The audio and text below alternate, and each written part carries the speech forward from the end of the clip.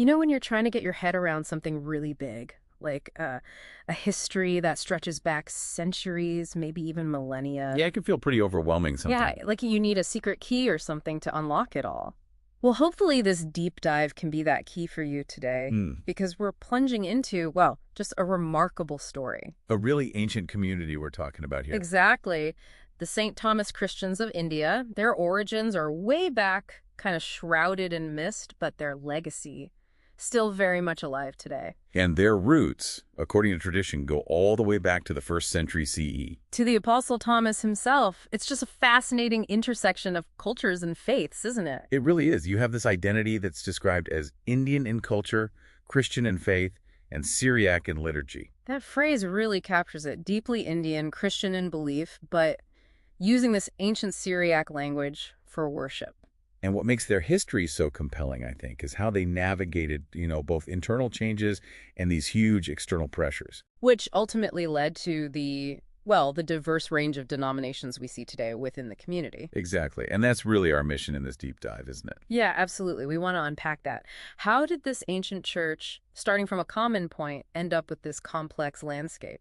So, based on the historical account we've been looking at, we'll explore the key events, the outside influences, the internal dynamics. That led to all these separations and hopefully understand the incredible resilience there and the power of identity. Because understanding these divisions gives us insight not just into them, but maybe into broader questions about religious identity and history. Okay, so let's dive in. Back to the very beginning. Our sources talk about St. Thomas arriving in Malanga. Right near Kurdungallur, tradition says around 52 CE. Wow, 52 CE. And the story includes the founding of the 7 churches, Mhm. Nalikara, Pellier, Kodakavu, places like that. The initial hubs for the community. And the tradition also speaks of early conversions, significantly among Brahmin families. With some quite miraculous accounts tied to them, like water suspended in air. Yes, those stories are part of the founding narrative. It suggests, perhaps, an early integration into the existing social structures. Converting high caste families might have helped their standing early on. Potentially, yes. Hmm. And the tradition continues with Thomas's travels to the Coromandel coast. And his martyrdom near Chennai, in Mylapore, around 72 CE, and the veneration of his spear. Now, while direct historical proof for Thomas's arrival is debated by historians, Sure. there is strong evidence for a very early Christian presence. We have inscriptions, copper plates. And the Acts of Thomas, right. Even if it has legendary elements, it points to an ancient tradition. Exactly. Late 2nd, early 3rd century for the Acts, suggesting the tradition was already well established by then. Okay, so alongside the apostle story, there's the arrival of other Christian migrants. That seems key too. Very key. Syriac-speaking Jewish Christian families, led by figures like Thomas Kenai or Thomas of Cana. And Bishop Guruhu Mar Yusuf. This led to the Southists, the Nanaya Christians. Yes. And our sources really highlight their strong desire to maintain their distinct ethnic identity. This migration adds another layer, introducing a strong Syriac element. And the Nanaya focus on endogamy, marrying within the group, had a lasting impact. It did. And there were later migrations, too, maybe bishops in the 8th century, showing these continued links to the Middle East. And those links were primarily with the Assyrian Church of the East, often called Nestorian or Chaldean in older texts. That's right. Now, that term Nestorian, it's loaded, historically. Can you clarify that a bit? What did it mean in those early theological debates? Well, it refers to views associated with Nestorius, a 5th century patriarch. His views emphasized a stronger distinction between Christ's divine and human natures. And that was condemned at the Council of Ephesus in 431. Correct, leading to a schism.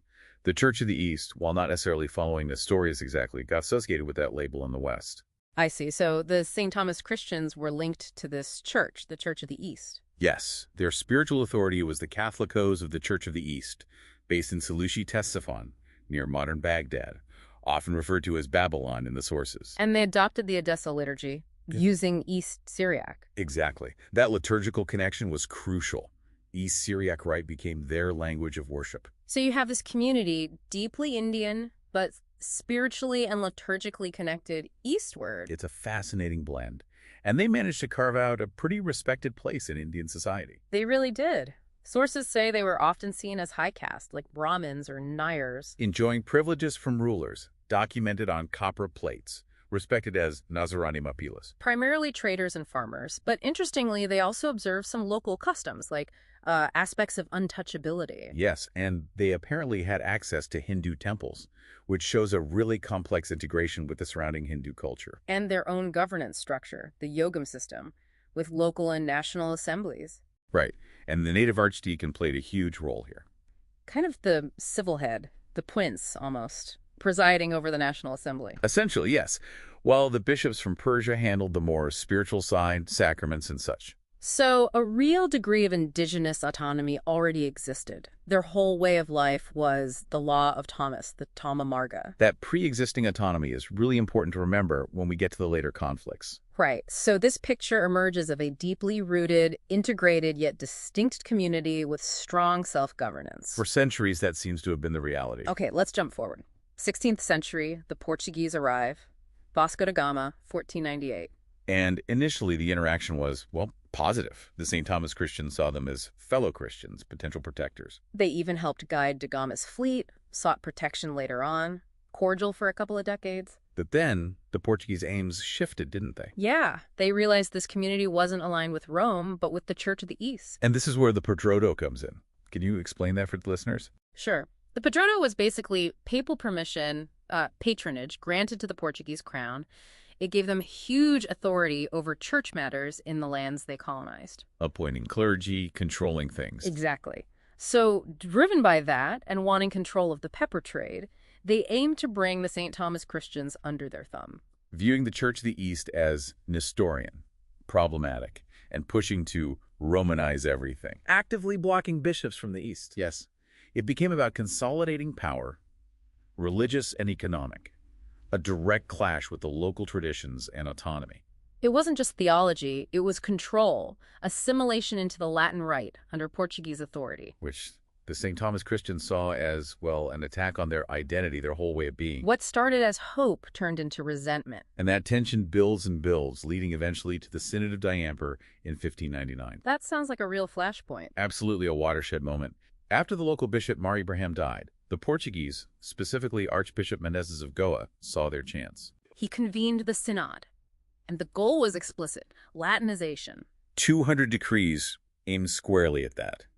They mandated huge changes. Things like abolishing their East Syriac liturgies, destroying texts. Yes, condemning specific parts of their beloved Holy Corbana of Adai and Mari, mandating the Latin calendar, introducing Latin elements. And condemning local customs they'd adopted over centuries, like attending festivals, using local musicians. Even things like polygamy, which might have existed marginally, or clergy serving in local militias, all condemned. Plus, condemning the Patriarch of Babylon, their traditional spiritual head. And forcing the local clergy to swear they wouldn't accept bishops unless Rome approved them. Which led to the appointment of the first Portuguese Latin bishop, Francis Raz. It's easy to see why the sources call it a cultural invasion. It wasn't just adjusting beliefs, it was trying to erase an identity. And far from creating unity, Diamper just sowed deeper resentment.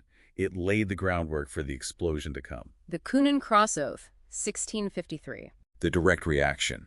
The culmination of decades of frustration under Portuguese dominance post-Diamper. The suppression of their practices, the anger over Patriarch Ahatala being captured and likely killed, it reached a boiling point. And Archdeacon Thomas stepped up as a leader of the resistance. Tell us about the event itself. The Coonan Cross, that image of a bent cross, is striking. January 3rd, 1653. Matincherry, Cochin, Archdeacon Thomas, and a huge crowd gathered at the church. And they took a public oath. A solemn oath.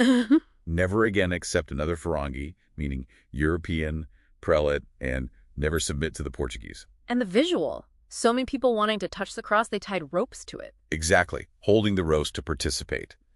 The story goes the cross bent under the strain, or the sheer force of their will. Hence, Oath of the Bent Cross, a powerful symbol of unified defiance. A declaration of independence, really, though, as our sources note, it was initially more against the Portuguese dominance than explicitly anti-pope at that exact moment. That's an important nuance.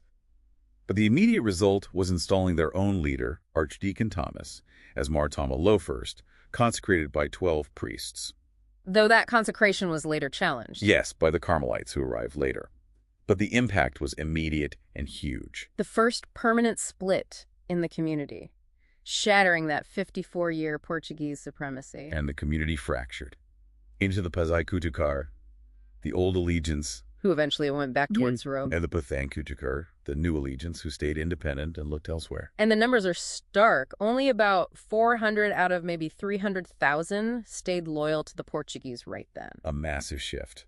So this moment of unity against Portugal ironically triggers this major internal division. Let's follow those two paths. First, the Pazaya Corps, the old allegiance. What happened with them? Well, they did eventually return to communion with the Catholic Church.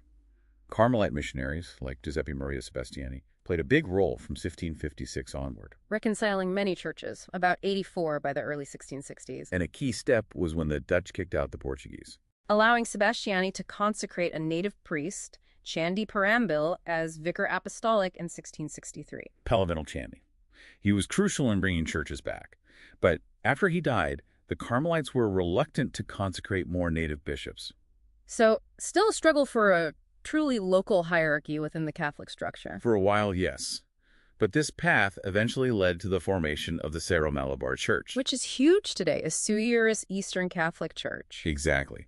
Suiurist meaning self-governing within the Catholic Communion with its own traditions. It's the largest Syriac Christian church now, over 4.5 million members. And they kept the East Syriac rite, mostly, albeit with some Latin influences from that period. Right, and Rome gradually gave them more autonomy, native bishops, a full hierarchy, finally becoming a major archiepiscopal church in 1992.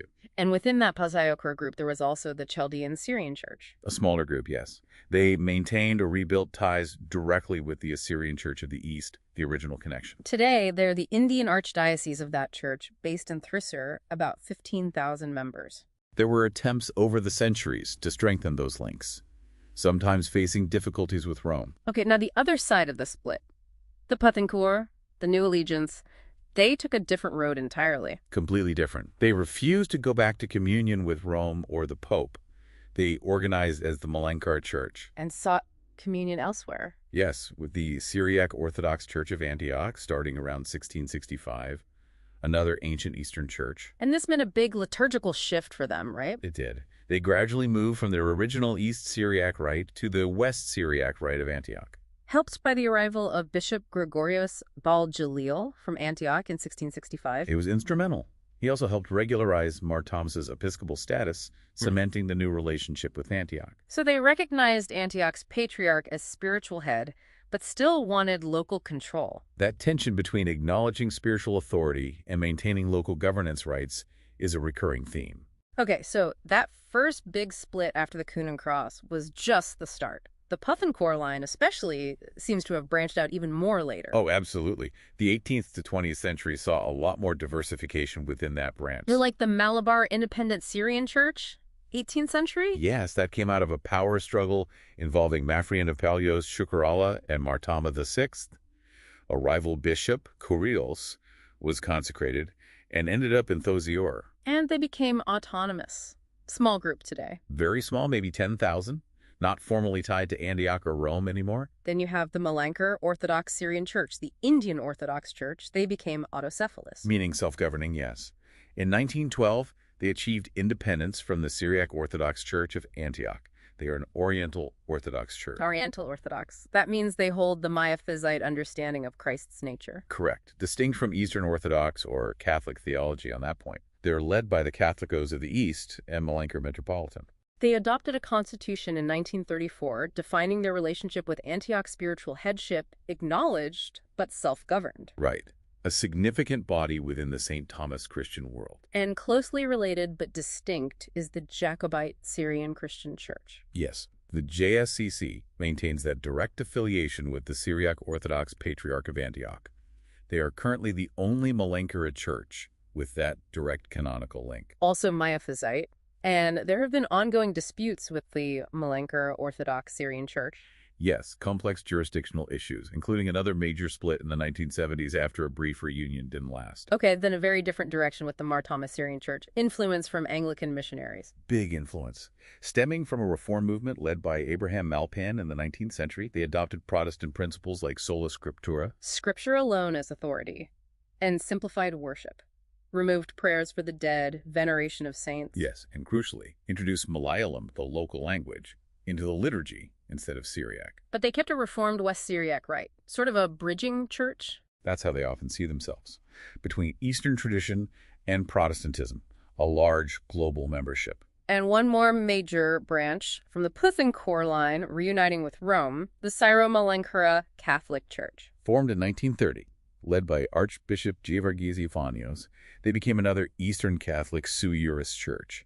But unlike the Syro-Malabar, they kept the West Syriac rite they'd adopted after the Coonan Cross. Exactly, maintaining that distinct liturgical tradition while in full communion with Rome, elevated to major archiepiscopal status in 2005. Wow. It's such an intricate family tree of churches. And sources mention others too: Anglican Syrians, evangelical groups, Pentecostals, the Believers, Eastern Church. It really highlights the ongoing dynamism. Influences from global movements, internal reforms, individual choices, Yeah. all feeding into this diversity. So with all these divisions, theological differences, different allegiances, is there still a sense of shared identity? Oh, definitely. Despite everything, they all share that core identity as Nazranis. Followers of Jesus, from the Aramaic. And that foundational connection back to St. Thomas the Apostle and their shared history in Kerala. Yeah.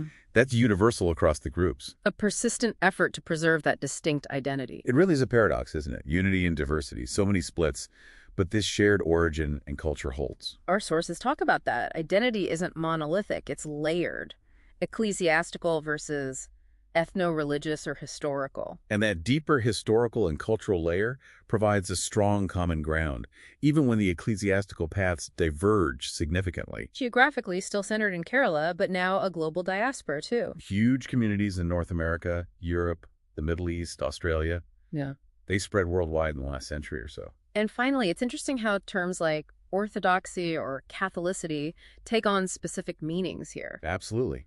You see groups linked to the Church of the East, groups becoming Catholic but keeping Eastern rites, groups aligning with Syriac Orthodoxy, Miaphysite, groups adopting Protestant theology. It really shows these terms aren't simple labels. They reflect complex histories and diverse interpretations of faith within this community. That a powerful illustration of that. So wrapping this up, it's just an incredibly rich, complex story we've dived into. It truly is a story of faith, resilience, cultural fusion, that constant push for autonomy. Which paradoxically often led to more divisions. Yet that shared heritage as Nazranis, the link to St. Thomas, remains this incredibly powerful, unifying thread underneath it all. A real testament to the strength of faith and cultural identity against, well, centuries of pressure. Definitely. So here's a final thought for you, the listener, to maybe chew on. Think about how that interplay, that tension between the internal desire for self-rule and the impact of external forces, empires, trade, theology, how that shaped his community. And not just this community, but maybe how it shapes religious identity more broadly across history. Right. What does it tell us about that constant dynamic, that push and pull between unity and diversity within faith traditions? Something to ponder.